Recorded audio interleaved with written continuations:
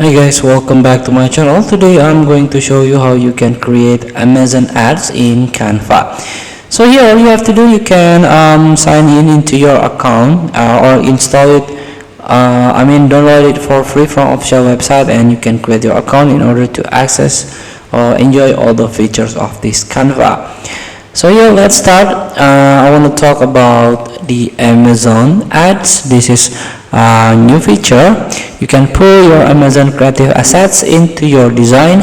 When your ad is ready, check and correct common mistakes. So you can click to try Amazon ads, default Amazon ads creative with ease.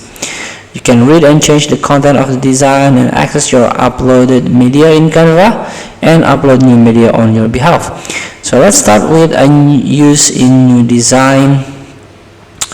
Let's start with the Instagram post, and here we go with the process, and these are the Amazon ads. So you can connect first Amazon ads to your account. After that, you can upload your design and then choose and add ad type like sponsored brand, and more or less it's become like this. So feel free to try to use this Amazon ads feature in Canva. Thank you for watching. Don't forget to comment, like, and subscribe, and click this button below. See you in the next video.